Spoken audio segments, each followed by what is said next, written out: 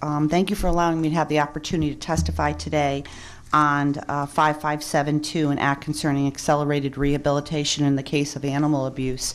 This is a bill that we've been putting forward for several years now, and I did submit my testimony, but I will just read parts of it. As you recall, Desmond's Law, a bill that passed several years ago, was regarding a dog that was beaten, starved, strangled, and ultimately killed by its owner, who then received accelerated rehab. We passed Desmond's Law 2 years ago, and animal advocates inside the courts are reporting that Desmond's Law is very helpful. However, many cases of severe animal abuse are still receiving accelerated rehab. And as you know, accelerated rehab leaves absolutely no record of the crime. So someone can stab, beat an animal with a hammer or a bat, or throw it out a window, or do some really awful thing to an animal, and after accelerated rehab, no one will ever be able to find that out, nor will they be really suffer any serious consequence for that action. From 2002, only 18% of animal cruelty cases in Connecticut yield a conviction. Animal cruelty is an act of violence. The FBI is tracking animal cruelty as a separate category for the same magnitude as manslaughter and armed robbery. It is also a red flag for future violent behavior. There is a connection between animal cruelty and domestic violence. Desmond was beaten and strangled in an incident of ongoing domestic violence, and according to the state judicial officials, the conviction rate for animal cruelty, again, in Connecticut, is about 18%. Data shared by the Connecticut Department of Corrections and Agriculture show a strong correlation between animal abuse and domestic violence. The man who killed Desmond was also accused of strangling his girlfriend, and those charges were dropped.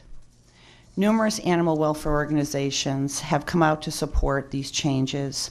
Research and common sense tells us that those capable of these acts will do it again, and very likely against humans.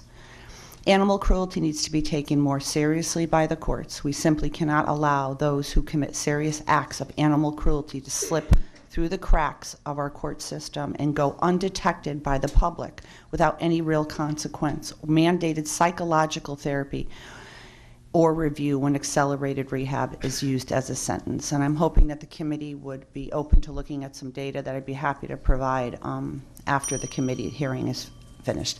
If you have any questions, thank you so much. Sure, thank you. Any questions from the committee? Representative Smith. Mr. Chairman, thank you. I'm happy to catch the last part of your testimony, Rep. Kupchick. Good to see you. I know you've been a passionate advocate on behalf of our animal friends, having sat next to you in many House sessions, and somewhat harassed by you proposing to make sure your bill got passed. But it worked. You know I'm an animal lover. We rescued a pit bull a few years ago. Very happy we did. And so I'm very much in favor of doing what we can to protect our friends. They're really family members that they become.